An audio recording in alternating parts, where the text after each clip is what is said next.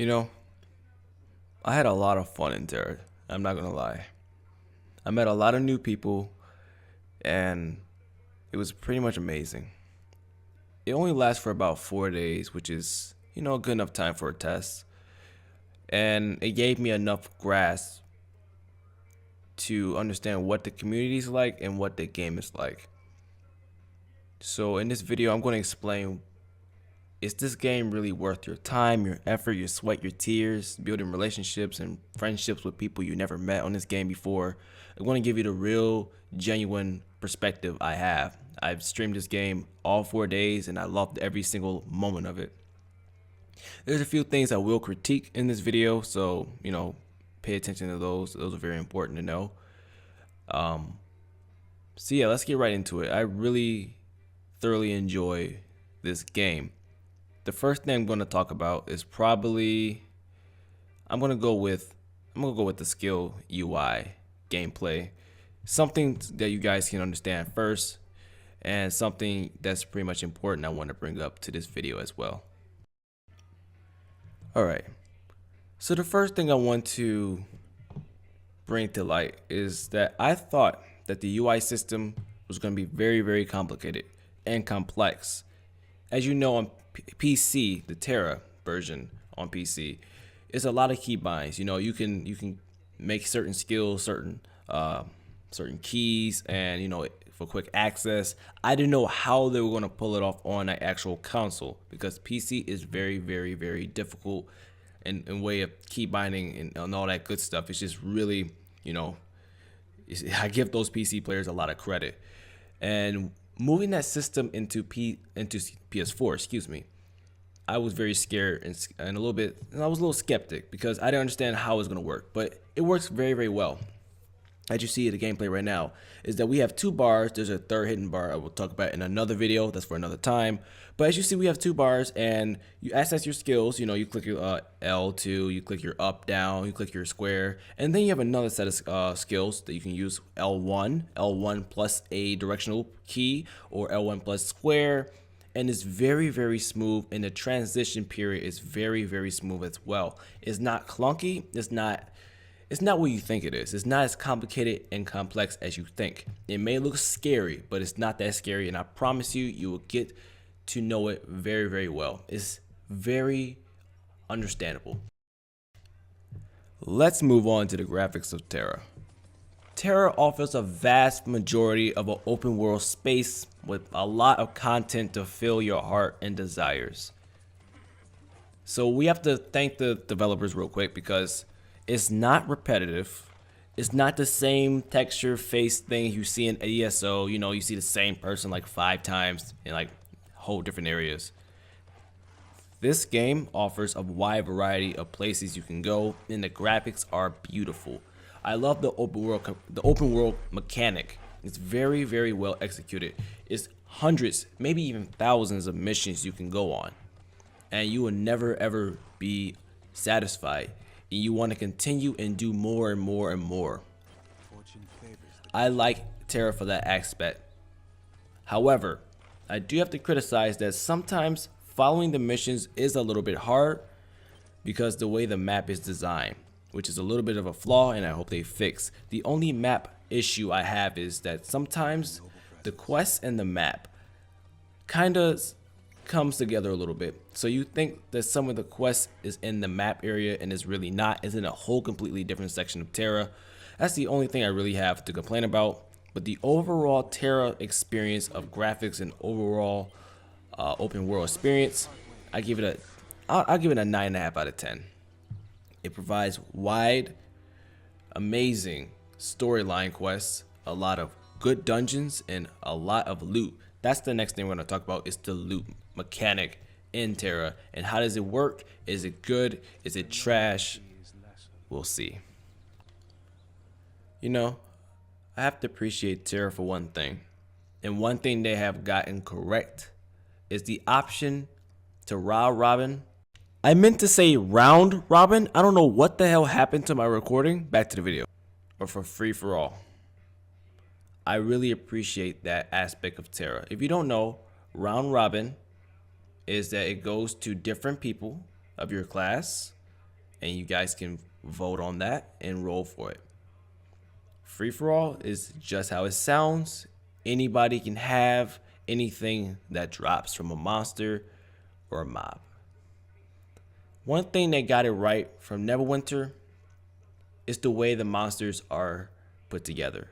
You have one big giant monster, and then you have a final boss that spawns right after, giving you double the loot, giving you great loot, giving you a lot of artifacts to farm for your artifact weapon.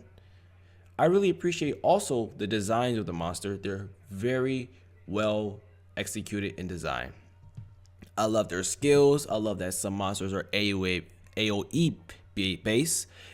I love the way that some monsters are super overpowered and requires your team to work as a team and not individual based on your individual stats. I also appreciate the way Tera gives you the chance to be multiple classes and give you that also that secure liability that you have to work around those classes with your team. Teamwork is key in Tera, especially when you're doing dungeons like this. You need the healer, you need the tank, you need the DPS to all communicate with each other. I really appreciate also the way Tera implements teamwork and voice chat. That's the one thing Neverwinter got wrong. Yes, you can talk in Neverwinter dungeons, but you prefer to talk in party chat because the Neverwinter dungeon might suck and you can barely hear anybody. They lag out. It's just horrible experience. It's a very horrible experience. But you can talk in party chat. You can hear them very clear. You can talk in game chat. It's just as clear, if not even clearer. And it's a wonderful experience for everybody. You have teamwork. Everybody's talking to each other. You guys are getting a lot of loot. You can change from round robin to free for all. Everybody's having a good time. That's what Tera got right and Neverwinter got wrong. You have to mind that Bluehole is such a small company and they're doing their best to appease the people of Tera, the community of Tera. They're such a small company working with a massive provider such as EMAS. It's crazy. And I really appreciate Bluehole. So I'm going to take time to appreciate them for what they have done for us, what they have given us with their beautiful artistic values and their amazing vision for how far this game can reach. I also want to thank them for bringing Tera to console and expanding their audience because they have a long-waited audience with people without PCs, or PCs are running too terrible that it's like running 2 frames a second.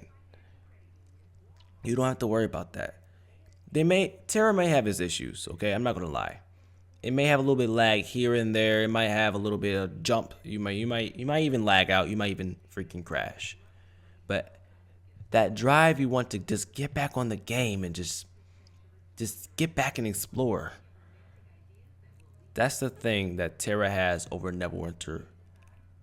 After all, it has replayability. It has content endless. It has constant updates. Even the developers talk to you if you need help.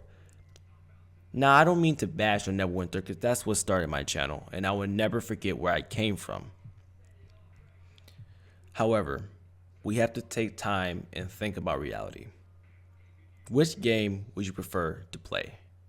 A game that only thinks about microtransactions, VIP rewards, and make the little man that has no money or refuse to use microtransactions, versus the person that works very, very, very hard into what they have and have the option to purchase stuff to help the developers. I think you know the answer. You want to work hard with your guild, with your dungeons, and just be the best in Tera. That's the one thing Tera has over Neverwinter. It's not about being the best in Neverwinter. It's about who has the most. And Tera is about that pride, the ability to say, I did that without spending a dime. And I truly have mastered something in my life. That's the one thing Tera does have over Neverwinter. My overall rating of Tera, I'm going to give it 2 ratings. A general rating and a rating that's going to be heartfelt. On a rating scale for out of 100, I'm going to give Tera a high 96. The only reason I'm giving it 96 is because they got to fix the lag issues. Like, I understand, it's a TTS, but still, they got to fix that crashing stuff, to be honest, as a player. And I'm going to give it a chocobo out of a chocobo. Just think about it. Chocobos are very furry, cute little things to look at, They run very, very fast. And too fast, they might crash your computer. No, I'm kidding. You might fall off a chocobo if you ride the chocobo too fast. But at the end of the day, a chocobo will get you to that destination without spending a dime in gas money, and it's worth the time of the adventure, going over the green plains and looking at the beautiful sunset, and you arrive at the destination you were always meant to have. So this game is a chocobo out of chocobo for me, and I hope you decide to check out Tera as well. I know that was a little corny, but I have to, that's how I really feel. So if you're new to the channel, hit that subscribe button. I gave you the most genuine answer. I don't know what anybody else is doing about Tera, but I'm going to give you the real answer. It is an amazing game, and you should check it out. Thank you guys for watching Aerdou or Air. Like the video. I put a lot of effort in this. Please subscribe if you're new. Check out my Twitter at Aerdou. And I'll see you guys later. I'll see you guys in the real game, guys. Peace out.